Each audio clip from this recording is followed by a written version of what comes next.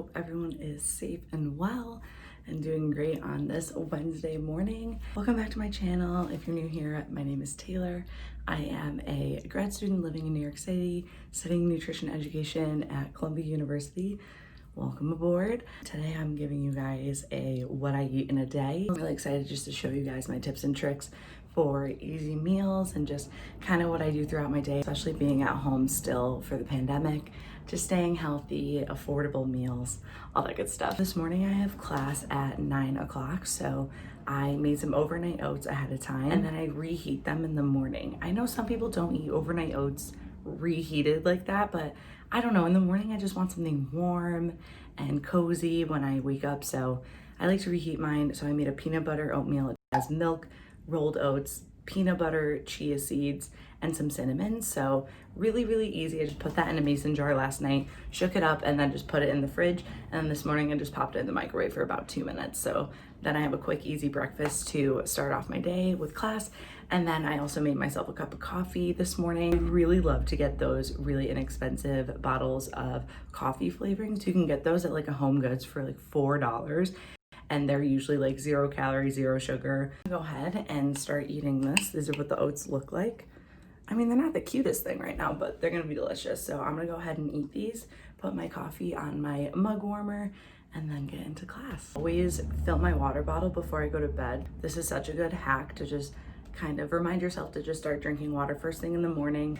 All right, it is time for lunch. I typically don't eat anything in between breakfast and lunch. When I have a thing of overnight oats like that, filling high fat but healthy fat things in them, so it kept me fuller for longer, which is why I don't need to snack before lunch. So what we're having today is something I meal prepped on Monday, I think I did. This is a veggie quinoa bake, cooked quinoa, roasted some veggies, and then roasted it all together and put some feta cheese on top. It's absolutely delicious. I got this from Gathered Nutrition. She's a registered dietitian. I'll link the recipe below. She has some really great recipes for all sorts of dietary restrictions as well. This is just a really easy way to meal prep a lunch, and then you can just reheat it during the week. I have actually like a bunch of kale. I accidentally bought too much for my groceries this week.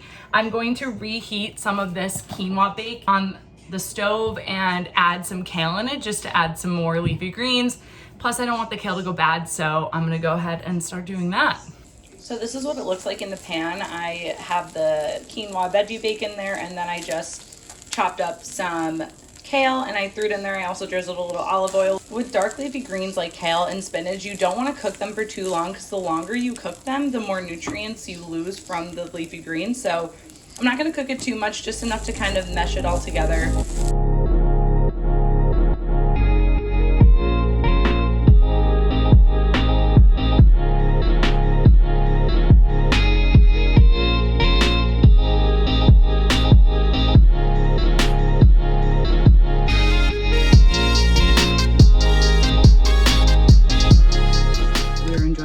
Veggie quinoa bowl, and I added that kale in there, topped it off with some more fresh feta than what I originally made it with 2 days ago. And while I'm eating this, I just also want to talk a little bit more about what I was saying about the healthy fat. Just basic nutrition 101, carbs, fats, and protein all have their own amount of calorie per gram. So carbs and protein both have 4 calories per gram, and then fat has 9 calories per gram. And that might be why people think fat is bad without realizing the science behind it. Fats are more calorie dense. However, when you have healthier fats, we're talking unsaturated fats like in nuts, plant-based oils, and olive oil, things of that nature, you're getting those extra calories in a healthier fat version. So when you're giving yourself those healthier fats, they're gonna fill you up for longer because there's more calories per gram. So that's why having the peanut butter in your oatmeal is gonna provide this healthy unsaturated fats that are gonna provide you 9 calories per gram and keep you fuller for longer in the morning. Same with things like chia seeds. By even adding a little olive oil, you know, that can give you those healthy unsaturated fats. So we're just big fans of healthy unsaturated fat here on this channel. So just want to give you guys a little science 101. Instead of going to get a bachelor's and master's degree in nutrition, I could just tell you that. So you're welcome. This is so good. I'm going to work out very soon here, but I I'm just a little hungry. I had my lunch about an hour and a half ago. The afternoon is when I tend to be a little snacky. I just get in that snacky mood. I don't want to rush myself through the workout because I'm hungry. I'm just gonna have a handful of mixed nuts. These are just the lightly salted and roasted mixed nuts from Whole Foods. This is a 50% less sodium mix. I prefer to get a less sodium version. I love having salt on my mixed nuts, just like everyone else, but they really throw on the salt in a lot of the standard mixes, and that sodium is just not good for anyone. Anything that has over 200 milligrams of sodium per serving is considered high in sodium. And if you look at any food label, that's like almost everything. Just there is so much sodium in today's food system that we just put it in everything and it's just overwhelming. The recommendation is having less than like 2,000 milligrams of sodium, give or take. If you have conditions such as high blood pressure, heart disease, high cholesterol, things of that nature, the recommendations are even lower, but it's really easy in the way that our food is processed to exceed the sodium recommendation each and every day. So by just choosing foods that are lower in sodium, that say on the label, you know, less sodium, you're doing yourself a favor and just being more cognizant of where you're getting your sodium from and being good to your body in that way. I finished my workout and I was gonna just take a quick shower afterwards and then make my post-workout snack smoothie deal, but someone else was in the shower. Perks of living with 3 other girls. I am just like absolutely starving. I'm gonna have a quick little snack. Yes, I do label my Ziploc bags. When you live with so many people, you just have to know whose is what in this fridge. So I made these almond flour biscuits, just put a little butter. I use this Earth Balance, it's vegan butter, plant-based. I am not vegan, I'm not vegetarian. I've said it before, I love all foods. I just choose that for some reason. I'm not really sure why. I couldn't even give you a reason, I just do. Could also warm this up if I wanted to, but I just don't feel like it. I'm super impatient and starving. All right, so that looks like so bad. Now you can make it cuter if you want, but that's what I'm gonna do. I'm just gonna eat this while I go wait to take my shower. I'm hoping you guys are liking my robe look as well. I think it's super cute. Thanks, Mom, for getting me this. All right, we are showered and now it is time to go make our smoothie. Berries, Greek yogurt, water. I know I've got some frozen mango in there. It's lost at the moment. Mango is missing. The mango is missing. It's fine, we don't need it. We need a banana. I got my groceries on Sunday and they handed me these big boys. I was like, there are still GMOs in our food system that we need to get rid of. And we got my trusty Seed Ninja. I do a whole banana. Darn it, it's too big. Then we add in our frozen berries. I just eyeball all of this. I never measure anything, which is probably why I always overfill this and then it spills. So next we got our Greek yogurt. I do usually like 2 scoops of this. Beautiful. And then I use water, super unpopular opinion. I think a lot of people think this is weird, but I prefer water because I low-key like my smoothies to be more of a juice than a smoothie. So, you know, try not to judge. It's just my preference, do you? All right, let's see if we are gonna spill this time. Here we go. Oop, little drippage, yep. Just blend.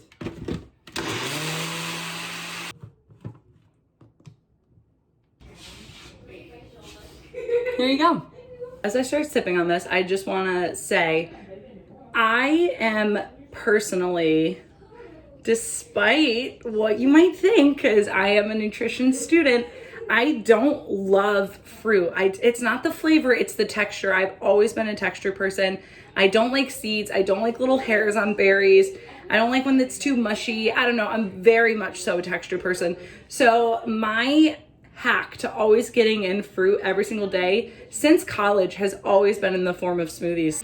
It's not the best because when you blend berries and really high fiber fruits, by breaking up those fibers in the fruits, you're losing some of those natural nutrients such as the fiber. But this is just my personal preference, and that's what nutrition is, and eating healthy should be. You know, you need to do what is best for your lifestyle, things that you're gonna enjoy, because then you'll keep doing these healthy changes. You'll maintain these habits. That's what good eating and health and nutrition should be. So for me, I only really like getting my fruit in through a smoothie. For you, maybe you like eating some hairy berries. It's not me though. Pea Snap Crisps. You've probably seen these in a bunch of grocery stores. They're great little snacks. Are they like super like healthy? No, I mean, any of these veggie chips and straws are really just essentially like a marketing scheme. Like, yeah, usually there's a little bit less fat, but they're still a chip essentially. But I like to have a few of these when I want something to kind of crunch on and snack on. Ranch powder. This is great stuff. I love keeping it on hand because what you can do with this is when you want some carrots and ranch or something else using ranch, a really great healthy alternative is to use Greek yogurt and this stuff instead of ranch. My roommate Allie actually did this once and showed me. I did not figure this out on my own. I don't know everything just because I'm in nutrition. I'm always learning. So what's really great is I just can put this in Greek yogurt, make some healthy ranch. But in this case, I also can use it to just give a little flavor to these just normal sea salt pea crisps, my post-workout pre-dinner snack. All right, everybody, we're back for dinner. Tonight on the menu, we had a veggie Bolognese with chickpea pasta. It's a recipe inspired by Gathered Nutrition. I clearly just love her recipes. They've been super good. So I put my own spin on it, changed a couple things up, added a couple more veggies based on what I had on hand and wanted to use up so it didn't go to waste. So what I got going on now is I have my water boiling. I'm gonna throw my chickpea pasta in here. Chickpea pasta is great. It's not the most budget-friendly option because it's usually like $3 or $4 a box. When you do have the extra funds to spend on it, I recommend it. It's higher in protein, higher in fiber, lower in carbs. A good healthy alternative to normal pasta. But you know, I got normal pasta sitting in my pantry all the time. I'm balling on a budget always as a grad student, so it's a special treat when I get to have chickpea pasta. This recipe has a bunch of veggies in it, as I mentioned, and what's really great about it is you can honestly use all frozen versions of these vegetables, which will be an even better budget-friendly option. Without further ado, let's just turn the burner on. Pre-cut all my veggies before starting this, so I'm gonna throw in the onion and the tofu first.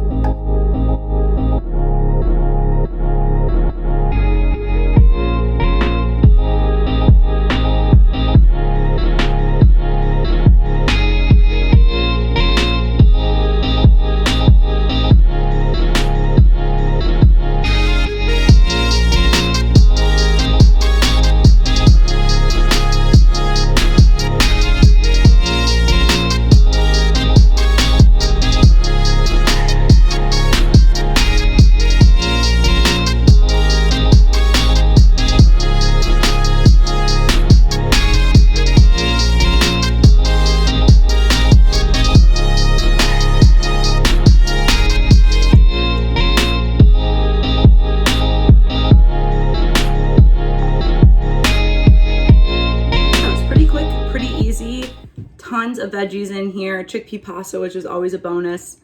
Definitely a great, healthy, affordable meal. Yeah.